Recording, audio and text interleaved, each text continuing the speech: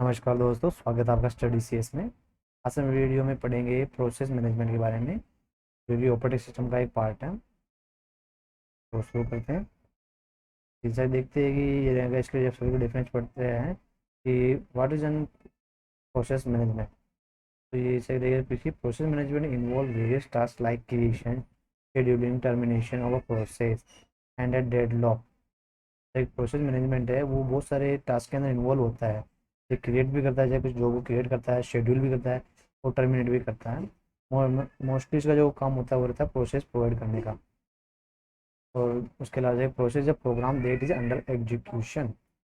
जैसा कि हमने बात करते थे प्रोसेस क्या है, तो प्रोसेस वो है, वो प्रोग्राम है जो एग्जीक्यूशन के अंदर है। अगर कोई भी प्रोग्राम है, जब तक वो एग्जीक्यूशन के अंदर नहीं आएगा, जब रनिंग स्टेज में नहीं आएगा, तब तक वो प्रोसेस के अंदर नहीं आता। जब तक वो सेकेंड मेमोरी में सेव है, तब तक वो एक प्रोग्राम ही है। जैसे ही मुझको रनिंग में हम मेन मेमोरी में लेके आएंगे, जैसे वो रन करेंगे, वो प्रोसेस कहलाएगा। ठीक है। Which is an the important part of modern day operating system. ये आजकल के मॉडर्न डे ऑपरेटिंग सिस्टम का एक पार्ट भी है। नेक्स्ट देखते हैं, the operating system must allocate resource that enable process to share and the exchange information. एक ऑपरेटिंग सिस्टम को वो रिसोर्स अलाउ करना पड़ेगा, लोकेट करना पड़ेगा इनको, जिसके थ्रू वो इन्फॉर्मेशन एक्सचेंज या शेयर कर सकें। also protect the resource of the each process from the other method and allow the synchronization among process। जो बाकी जितने प्रोसेस है उसके अंदर वो मेमोरी को या रिसोर्स को शेयर कर सके, तो उसके रिगार्डिंग कुछ मेथड्स होते हैं, वो इसी के पास होते हैं, ये अलाउ करता है उनको। ठीक है। नेक्स्ट है, it is the job of the operating system to manage all the running process of the system. Operating system से पार्ट होता है, जितने भी रनिंग प्रोसेस है उनको कंट्रोल किया जाता है। It handle the operation by the performing task like process scheduling and such as a resource allocation. जैसा कि प्रोसेस की शेड्यूलिंग होती है उसको, और रिसोर्स अलोकेशन को ये हैंडल करता है, इसकी प्रोसेस है। नेक्स्ट हम जब कुछ इसके देख लेते हैं, इसका इन्फॉर्मेशन पढ़ लेते हैं इस बारे में। जैसा कि देखिए, ये process is a program in execution. जैसा मैंने ऊपर पढ़ा अभी कि प्रोसेस क्या है। प्रोसेस वो प्रोग्राम है जो एग्जीक्यूशन के अंदर है, उसी को हम प्रोसेस कहते हैं। जब तक वो सेकंड में सेव है तब तक प्रोग्राम है, जैसे या वो प्रोसेस कहलाए रनिंग में आते ही। सेकंड रहेगा चाहिए, process the animated spirit of the procedure. बिल्कुल, ये प्रोसेस एक एनिमेटेड स्पिरिट है कि किसकी, प्रोसीजर की। ठीक है। नेक्स्ट देखेंगे हम, ये process is the entity to which processor are assign. Process वो एक एंटिटी है जिसको प्रोसेसर असाइन हो चुका है, यानी जब रनिंग में आ जाएगा तो उसको कोई ना कोई सा प्रोसेसर मिल चुका होगा, तभी वो रनिंग में आएगी। जब तक वो प्रोसेसर नहीं मिला तब तक वो वेटिंग में रहती है। ठीक है। नेक्स्ट है कि process is defined as an entity which represent the basic unit of work to be implemented in the system. Exactly सही है। जब प्रोसेस वो है जो कि किसी प्रकार बेसिक एक वर्क डन हुआ है, कोई इम्प्लीमेंट हुआ है, उस चीज़ को रिप्रेजेंट करता है, उसी को हम प्रोसेस कहते हैं। ठीक है। तो नेक्स्ट टॉपिक रहेगा, इसमें रहेगा difference between a program and a process. तो ये प्रोग्राम और प्रोसेस में क्या अंतर है। देखते, program is defined as a sequence set of instruction, whereas the process is more than that the program code which is sometimes known as the text section। जैसा कि देखते हैं, हमने भी उस पर पढ़ा था कि प्रोग्राम वो है, एक सीक्वेंस सेट ऑफ इंस्ट्रक्शन है। जैसे कि हमने किसी प्रोग्राम को कोड करके, जैसे सी हो, जैसे सी प्लस हो, जावा किसी के अंदर, जैसे पाइथन हो, उसके अंदर हमने प्रोग्राम को कोड किया, पूरी कंप्लीट कोडिंग करके उसको हमने सेव सेकेंडरी मेमोरी में सेव कर दिया। तब तो वो सेव है, वहाँ है, तब तो वो प्रोग्राम कहलाएगा। लेकिन जैसे ही हम उसको रन करेंगे, तो रन होते वो मेन, सबसे पहले सेकेंडरी मेमोरी से मेन मेमोरी में आ जाएगा। तो मेन मेमोरी आते ही वो जो वो रन होगा, तो उसे वो तो प्रोसेस कहलाएगी। इसे है कि process the more than that the program code. तो प्रोग्राम कोड के अलावा भी कुछ है, तो वो जब रनिंग प्रोसेस में आ जाता है तभी उसको प्रोसेस कहते हैं। ठीक है। और समटाइम्स कॉल पे इस नोन आ जाए आल्सो टेक्स्ट सेक्शन, इसको कभी कभी टेक्स्ट सेक्शन भी कहा जाता है।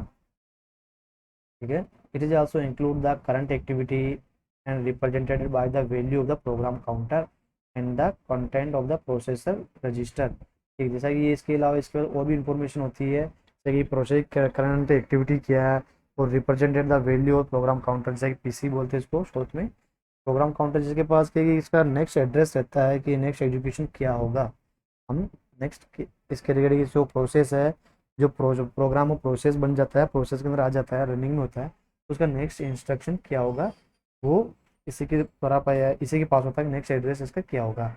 तो ये होगा प्रोग्राम काउंटर। ठीक है। ये भी काफ़ी इंपॉर्टेंट होता है। ठीक है।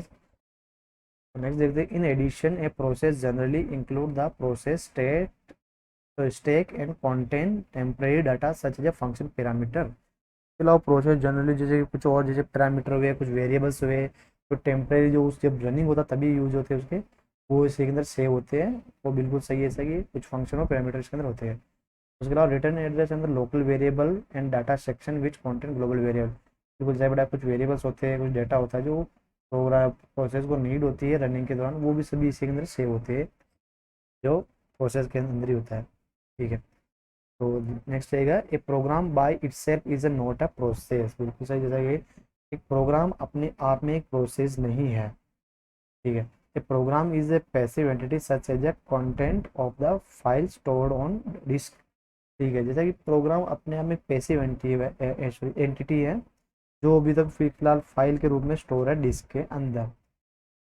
Where are the process is the active entity which program counter specify the next instruction to the execute and set of associated resource. जैसा कि हमने अभी ऊपर ही बताया कि प्रोग्राम काउंटर होता है, उसके पास नेक्स्ट इंस्ट्रक्शन होता है, इंस्ट्रक्शन टू एग्जीक्यूट, बिल्कुल, ताकि इसके पास होता है। तो ये प्रोग्राम प्रोसेस वो एंटिटी है जिसका प्रोग्राम काउंटर के पास एक नेक्स्ट इंस्ट्रक्शन होता है कि अगला एग्जीक्यूशन करना है, क्या करना है। मतलब सेट ऑफ एसोसिएट रिसोर्स, ये इंफॉर्मेशन इसके पास रहती है।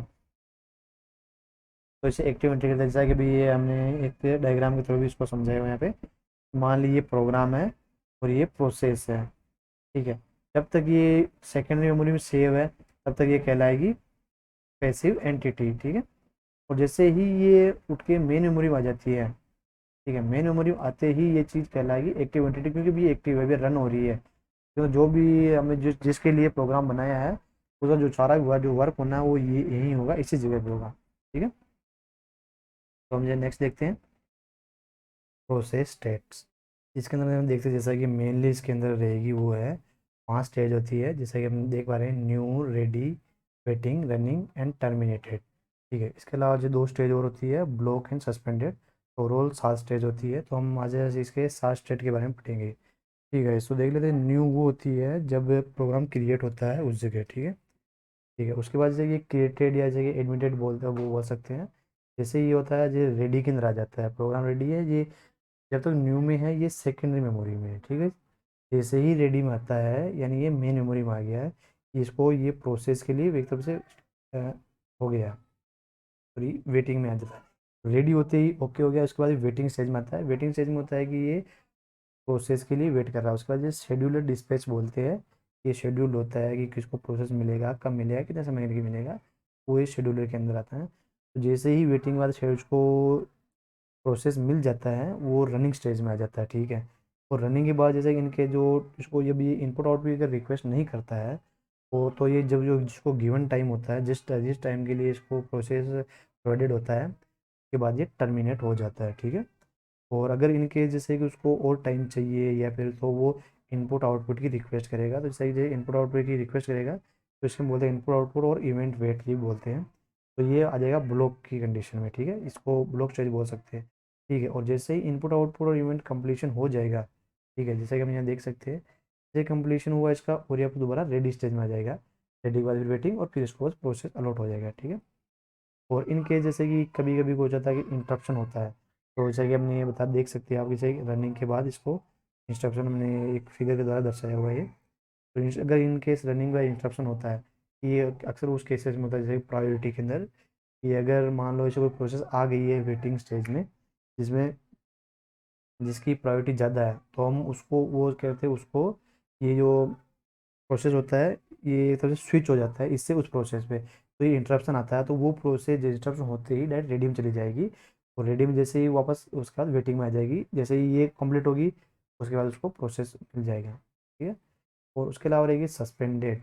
सस्पेंडेड एक कंडीशन होती है, वो तब होती है कि मान लो एक प्रोसेस रेडी है प्रोसेस के लिए, प्रोसेस होने के लिए, लेकिन उसको अभी तक ये अलॉट नहीं हुआ है, प्रोसेस अलॉट नहीं किया गया, प्रोसेसर अलॉट नहीं किया गया है, तो उस केसेस में वो सस्पेंडेड कंडीशन मानी जाती है। ठीक है, नेक्स्ट हम पढ़ते हैं इसके बारे में कि प्रोसेस मैनेजमेंट। ठीक है, एक मिनट। ठीक है, तो देख देखिए process stage is a condition of the process at a specific instant of time, it also define the current position of the process. ये एक तरफ से क्या करंट कंडीशन क्या प्रोसेस की उसको बताता है प्रोसेस स्टेट, ठीक है। और स्पेसिफिक इंस्टेंट ऑफ टाइम, ये पर्टिकुलर टाइम पे किसी भी एक टाइम पे क्या हो रहा है उसकी इन्फॉर्मेशन होती है, ठीक है। तो मेनली इसे कि 7 स्टेज बोली जाती है, तो मेनली 5 होती है, ओवरऑल 7 होती है। देख रहे थे न्यू के अंदर क्या था, new process is created when a specific program call for call from a secondary memory और hard disk to primary memory और रैम, ठीक है। ये वो स्टेज होती है जिसके अंदर ये प्राइमरी मेमोरी से मेन मेमोरी में लाया जाता है, ठीक है। ठीक है, ये वो स्टेज कराती है, ठीक है। नेक्स्ट स्टेज में आता है रेडी में।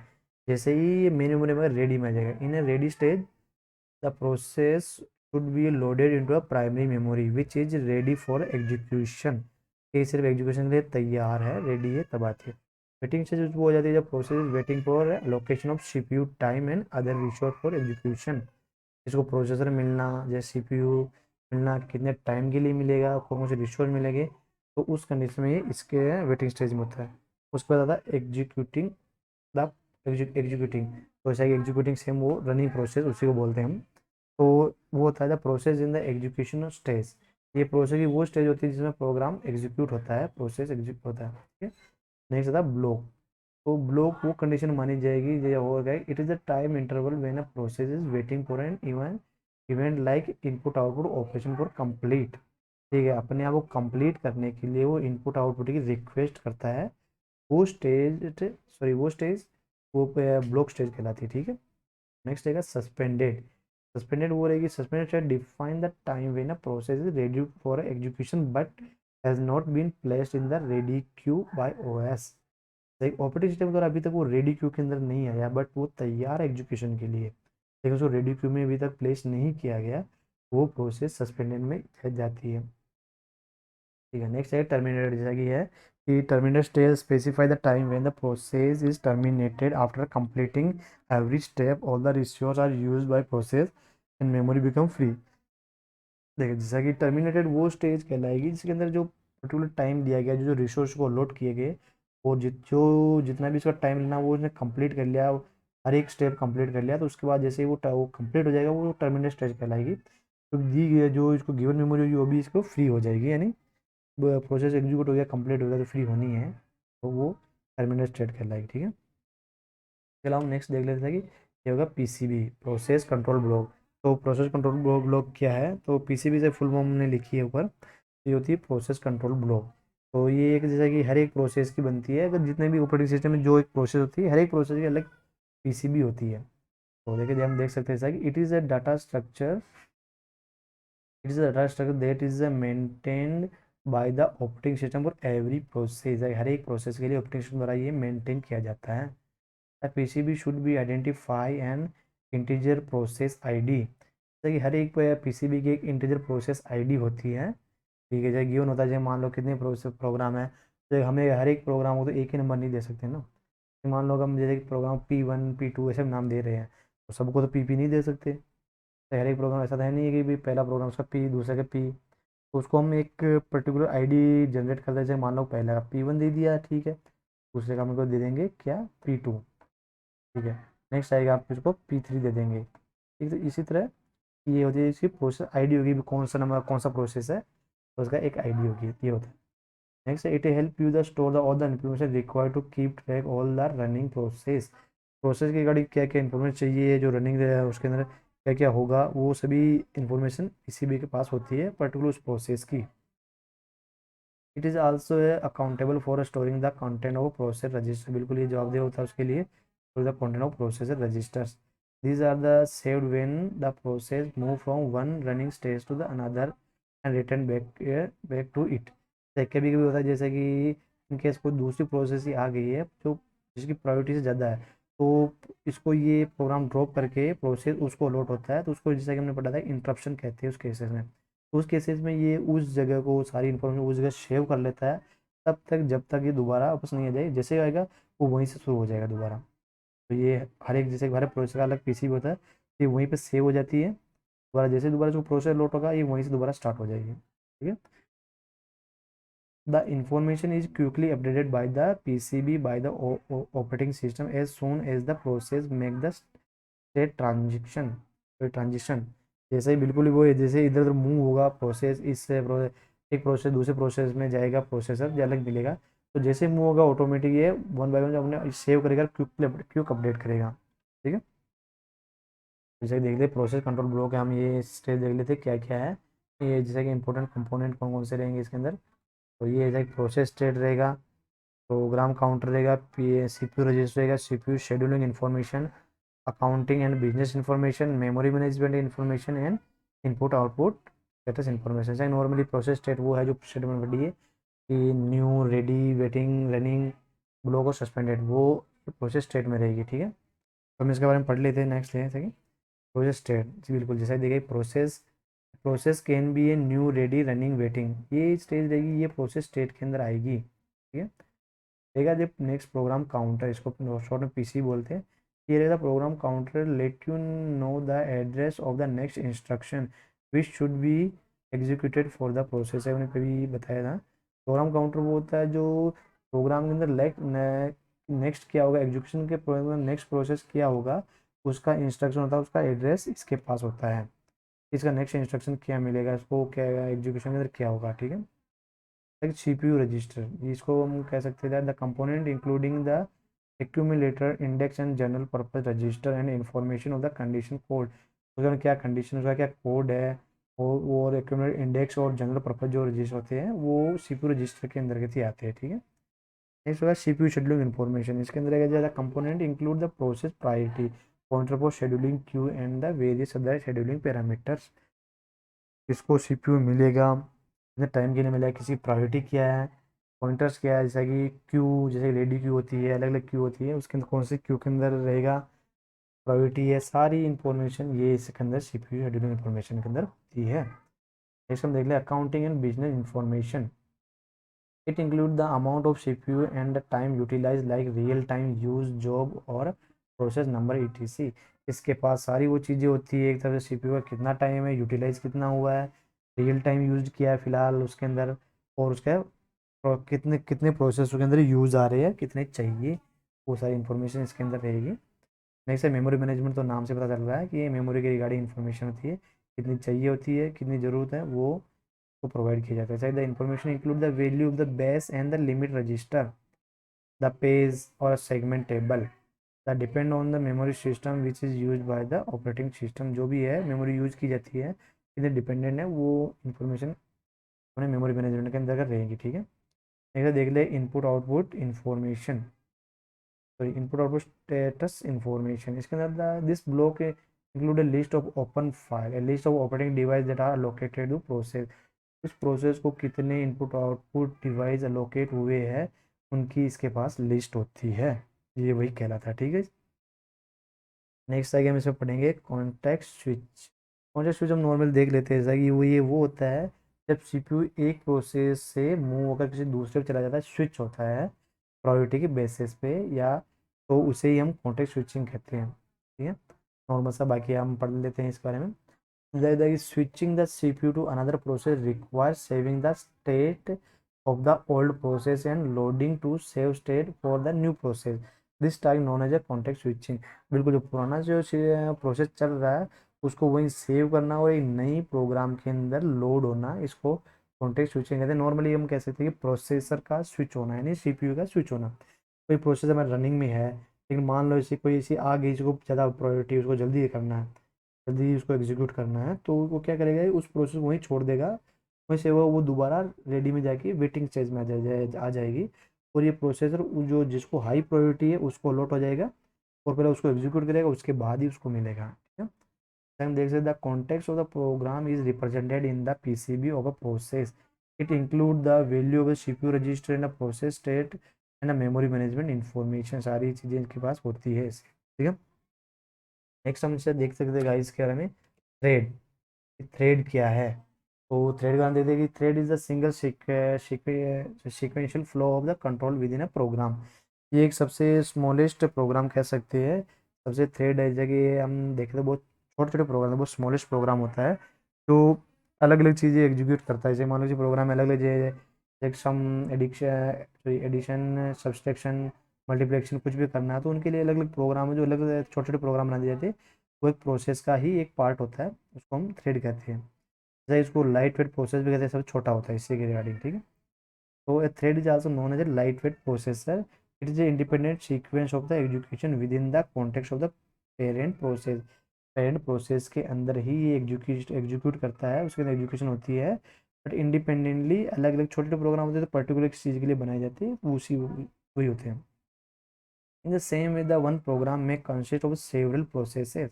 इस प्रकार की एक प्रोग्राम में तो बहुत सारी प्रोसेस होती है, ठीक है। तो such as a real process में be on several the thread, बहुत सारे थ्रेड हो सकती है उसके अंदर का, ठीक है। Thread share the resource for the parent process, जो प्रोसेस होता है उसी को रिसोर्स प्रोवाइड करता है। In the particular they share the same memory address and space, वही जो उसके अंदर मेमोरी थी वही यूज करते हैं, वही स्पेस के इस्तेमाल किया जाता है इनके द्वारा।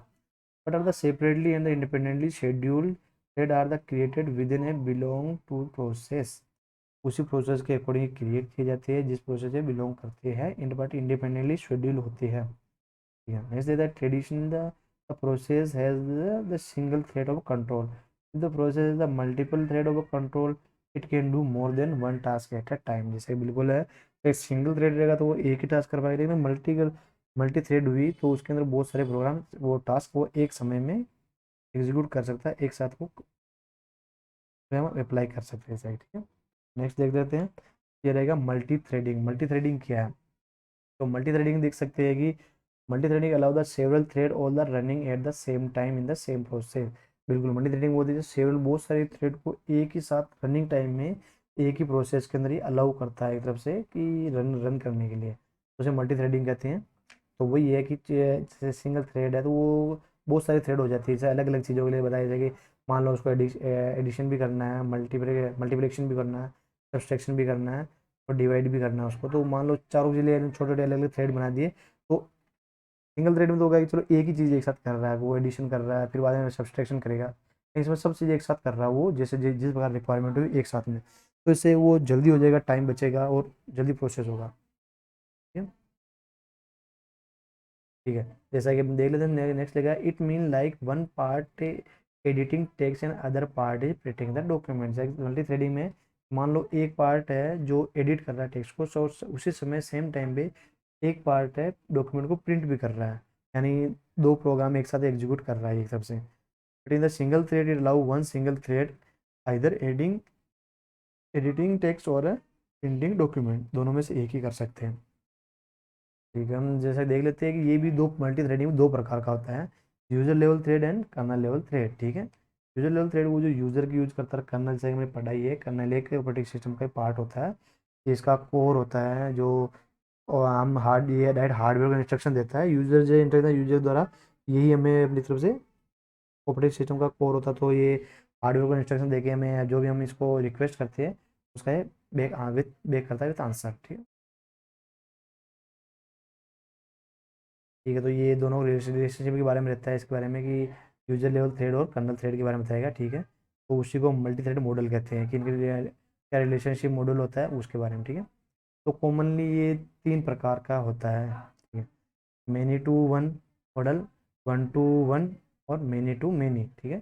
फिर माना मैनी टू मैनी, जैसे हम देखते हैं कि मैनी टू मैनी में बहुत सारी यूजर थ्रेड है, ठीक है, यूजर लेवल थ्रेड है, लेकिन कर्नल लेवल थ्रेड एक ही रहेगी, सिंगल रहेगी, ठीक है। जैसे हम ये इसमें फिगर में देख सकते हैं, जैसे और देखिए यूजर लेवल थ्रेड है, तो माना कि तीन थ्रेड बता रही कि नीचे कर्नल थ्रेड एक ही है, सिंगल।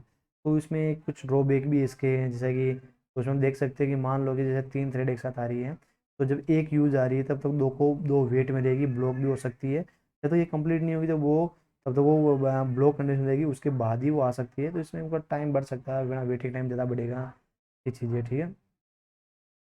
और उसके अलावा जैसा कि इसके अंदर ये रहेगा कि वो एक टाइम पे एक ही थ्रेड को प्रोसेस कर सकता है, कर्नल थ्रेड जो एक ही यूजर थ्रेड को प्रोसेस कर सकता है, नेक्स्ट को उस वक्त वो नहीं कर सकता, ठीक है। तो ये ऐसा रहेगा। जैसे advantage and the many to one इसका ये रहेगा कि क्या एडवांटेज है इसके, तो जैसे देख सकते हैं कि ड्रॉबैक है इसका कैंसिल हो सकता है, जैसे कि अपने आप में ये थ्रेड कर्नल थ्रेड क्रिएट भी कर सकते हैं इस प्रकार से, और उसके अलावा ये डिफरेंट प्रोसेस में ये रन भी कर सकते हैं, ठीक है। तो ये आप इसका पढ़ सकते हैं। नेक्स्ट हम देख लेते हैं इसके बारे में, ठीक है। ये रहेगा, तो इसका डिसएडवांटेज है कि क्या रहेगा, each time the create user thread we have create to kernel thread. जब भी हम यूजर थ्रेड क्रिएट करेंगे तो हमें कर्नल थ्रेड भी क्रिएट करना पड़ेगा उसके लिए, ठीक है, अदरवाइज वो जो है ब्लॉक हो जाएगा, वो वेटिंग टाइम उसमें बढ़ जाएगा। तो the overheat the creating in a kernel thread can affect the performance of the application also। ये एप्लीकेशन प्रोसेस को भी इसके बारे में इम्पेक्ट करता है, ठीक है। In the multi process system the thread is a limit of the how many thread can be run at A time, ठीक है। से मल्टी प्रोसेस में कुछ लिमिट्स रहती है कि कितनी प्रोसेस एक साथ काम कर सकती है, उसके अंदर प्रोसेस होगी। तो मान लें जैसा कि उसमें लिमिट है कि 4 प्रोसेस ही एक साथ काम कर सकती है, मैक्स टू मैक्स 4, ठीक है। तो मान लो कि उसमें अगर हमने 5 थ्रेड आ गई है, ठीक है, तो वो इस एक थ्रेड को वेट करना पड़ेगा, ठीक है, वो उसमें काम नहीं कर पाएगी उस वक्त, जब तक वो नहीं हो पाएगा, ठीक है। नेक्स्ट हम देखते हैं 1-to-1 मॉडल। इसके अंदर रहेगा कि ये इसके अंदर हर एक के लिए अलग अलग रहेगी, पैरेलल काम करेंगे इस रिगार्डिंग। एक वन यूजर थ्रेड है, उसके लिए अलग से कर्नल थ्रेड होगी, तो इसके अंदर बहुत एग्जीक्यूशन फास्ट होगा और कोई प्रॉब्लम नहीं होगी इसके अंदर, ठीक है। देख देते from the name of itself you can understand the over use thread to the map to the kernel thread, ठीक है, ठीक है जैसे, ठीक है सही। नेक्स्ट रहेगा many to many models. Many to many model में ये रहेगा ऐसा कि हमें इसमें बहुत सारी यूजर थ्रेड होगी और उसके साथ में बहुत सारी कर्नल थ्रेड भी होगी। तो जैसा कि हम इसे पढ़ सकते हैं, we can understand many user thread to map to a smaller और equal number of the kernel thread. उतनी ही कर्नल थ्रेड होगी, ठीक है, उससे जो मैप्ड होगी या स्मॉलर भी हो सकती है और इक्वल भी हो सकती है, ठीक है। The number of kernel thread is specific to the particular application और मशीन। उसी की स्पेसिफाइड होगी पर्टिकुलर किस चीज़ के लिए, तो इस प्रकार ये थ्रेड हो सकती है। तो नेक्स्ट चीज़ हम देख लेते हैं advantage over the other two models के अंदर। Whenever we use a thread make a block system all other thread are not block. इसमें क्या होता है, जैसे मान लो कोई भी थ्रेड अगर जैसे कि ब्लॉकिंग सिस्टम है उसके अंदर, ठीक है, सिस्टम कॉल है, तो वो अदर थ्रेड को ब्लॉक नहीं करा, जैसा कि हमने देखा है कि 1-to मेनी के सॉरी मेनी टू वन के अंदर देखा, उसके अंदर ये प्रॉब्लम थी, ठीक है। और दूसरा क्या था, there can be a many user thread as necessary also thread can run parallel on multiple process. ये पैरेलल भी काम कर सकती है मल्टीपल प्रोसेस में, बहुत सारी है, जैसे यूजर थ्रेड आएगी वो अपने आप क्रिएट भी कर सकती है एक कर्नल थ्रेड, ठीक है। Here we don't need to create a many kernel thread as a user thread, so there is no problem with any extra overhead which we cause due to the creating kernel thread. The number of the kernel thread is supported here to specify the application or a machine, ठीक है, बिल्कुल जैसा कि ये support कर सकता है specific application और मशीन के लिए। द नंबर ऑफ यूजर का थ्रेड सपोर्टेड कितनी भी हो सकती है, सपोर्ट कर सकती है, ठीक है। और उसके अलावा रहेगा हम पढ़ते हैं benefits of multi threading. Multi threading की बेनिफिट्स क्या है, जैसा कि रिसोर्स शेयरिंग है, the thread can share the memory and resource to any process, it allow any application to perform the multiple activities inside the same address space. बिल्कुल ये बहुत सारे रिसोर्स एंड प्रोसेस होती है, इसको किसी भी एप्लीकेशन को प्रोवाइड कर सकते हैं, तो रिसोर्स शेयरिंग होती है बेस्ट। नेक्स्ट है utilisation of multiple process architecture. इसका यूटिलाइजेशन बहुत बेस्ट हो सकता है, मल्टी प्रोसेस तो अलग अलग अलग चीज़ें यूपी का अच्छा यूज कर सकते हैं हम। डिफरेंट तो देख लेते हैं इसके बारे में, difference thread can run in parallel to the multi processor here, sorry hence this enable the utilisation of the processor to the large extend of the efficiency. बिल्कुल बहुत ज़्यादा प्रोसेसर का अच्छा सा यूज कर सकते हैं किसी प्रकार से, कि इसी एफिशिएंसी अच्छी हो सकती है, एक्सटेंडेड एफिशिएंसी लिखा हुआ है इसमें। Is reduce the context switching time, बिल्कुल ये कॉन्टेक्स्ट स्विचिंग टाइम को भी रिड्यूस करता है, क्योंकि अगर जैसे मान लो जल्दी हो जाएगा तो किसी की प्रायोरिटी ज़्यादा भी होगी तो उसको वो स्विच नहीं कर पाएगा, तो ये इसके भी टाइम को कम कर देता है, मिनिमाइज कर देता है एक तरफ से। जो मल्टी थ्रेडिंग होती है तो अलग अलग प्रोग्राम जो जितना टाइम दिया गया उसी टाइम के अंदर इसको एग्जीक्यूट कर देता है, तो वो हमारी समस्या भी नहीं होगी। नेक्स्ट आएगा इकोनॉमिकली, तो ये भी एक है, इस बेनिफिट रहेगा। The allocation of the memory and the resource during process create some of with the cost. ये जो मेमोरी एलोकेट होती है रिसोर्स और जो होती है ड्यूरिंग प्रोसेस, वो कुछ एक कॉस्ट होती है उनकी, तो अगर मल्टी थ्रेडिंग रहेगी तो वो एक तरफ से कॉस्ट भी इनकी बचेगी और एक कॉन्टेक्स्ट स्विचिंग भी कम होगा, तो ये इकोनॉमिकली भी हम इसका बेनिफिट देख सकते हैं, ठीक है। नेक्स्ट हम देखेंगे, इसमें देखा जाए प्रोसेस आर्किटेक्चर। इसके अंदर इसका देखो डायग्राम देख सकते हैं, प्रोसेस आर्किटेक्चर में क्या होगा। इसमें स्टैक होगी, हीप, डाटा एंड टेक्स्ट। तो ये क्या क्या होते हैं हम इसमें देख लेते हैं नेक्स्ट। ठीक है, तो हम देख सकते हैं stack, the stack store the temporary data like the function parameter data and address and the local variable. ये एक तरफ से ये प्रोसेस का आर्किटेक्चर, इसके अंदर ये स्टैक का रहेगा। ये टेम्परेरी जो डाटा इसको चाहिए, फंक्शन पैरामीटर और उसका क्या रिटर्न एड्रेस है जो, और वेरिएबल है वो में ये स्टैक के अंदर रहेंगे, तभी यूज होगा। और हीप के अंदर रहेगा allocate the memory which may be process during the run time. Run time के अंदर कौन सी मेमोरी प्रोसेस्ड होगी जो इसको अलोकेटेड हुई है, वो हमें इंफॉर्मेशन भी इसके अंदर हीप के अंदर रहेगी। ठीक है, नेक्स्ट डाटा रहेगा, ये से इसके अंदर वेरिएबल रहेंगे तो है।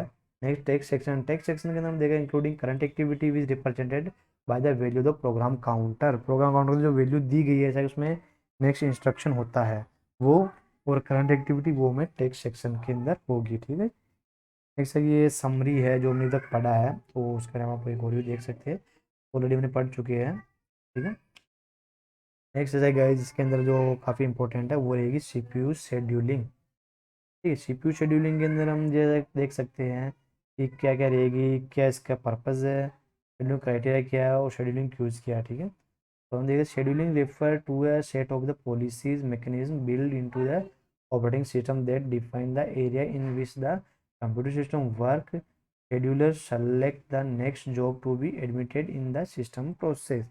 ये एक तरफ का पॉलिसीज है जो पॉलिसी मैकेनिज्म बिल्ड किया जाता है ऑपरेटिंग सिस्टम के अंतर्गत। इस तरह कंप्यूटर सिस्टम के वर्क के बारे में कि scheduler select the next job to admit in the system.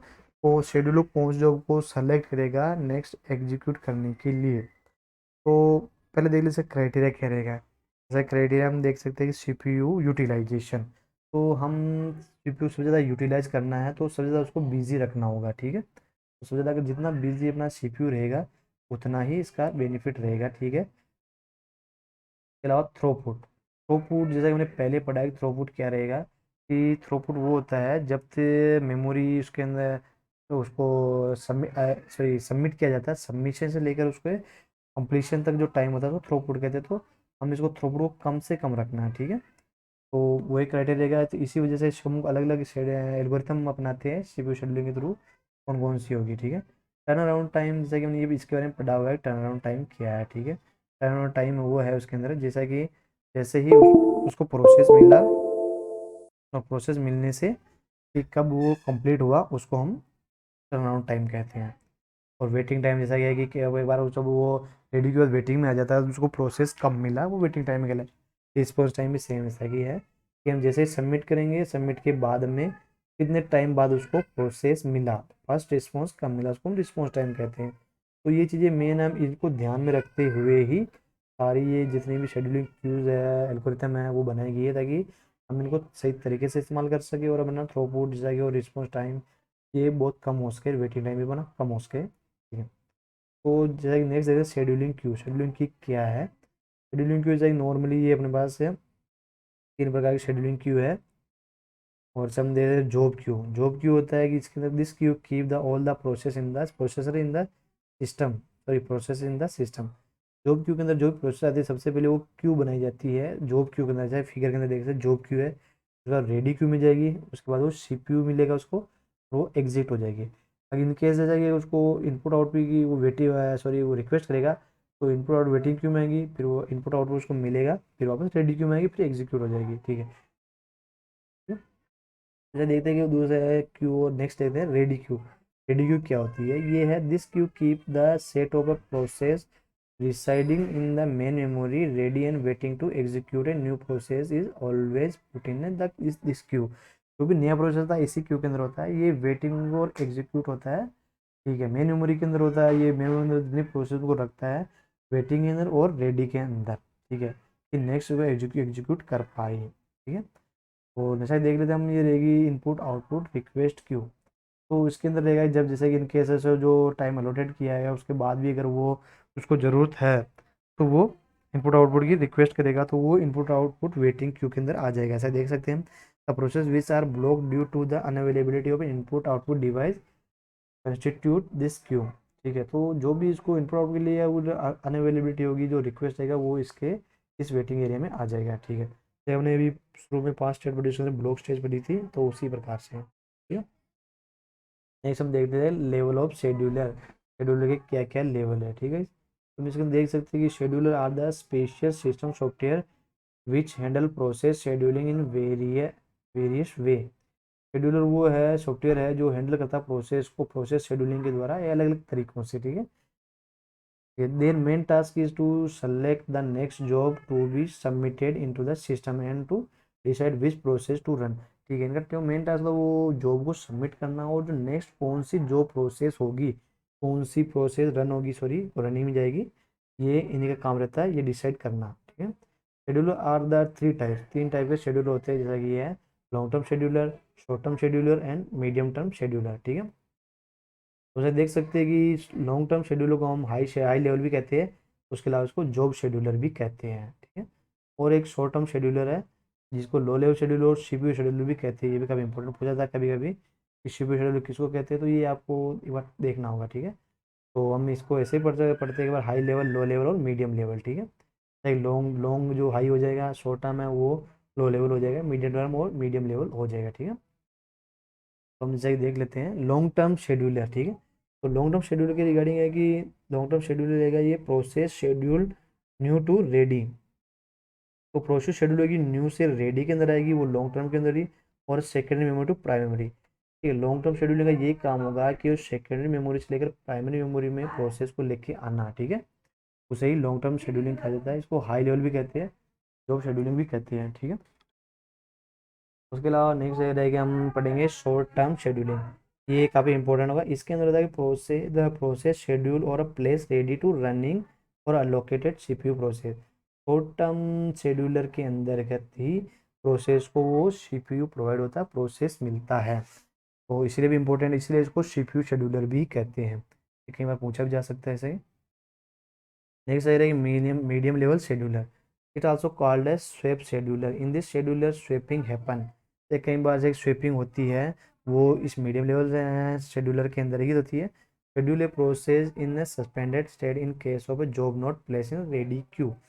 जो जॉब अगर इन केस रेडी क्यू के अंदर अगर प्लेस नहीं हुई है तो वो भी मीडियम शेड्यूलर वो कंट्रोल करता है उसको। और किसी प्रकार की स्वेपिंग भी होती है तो मीडियम लेवल शेड्यूलर के द्वारा ही ये की जाती है, ठीक है।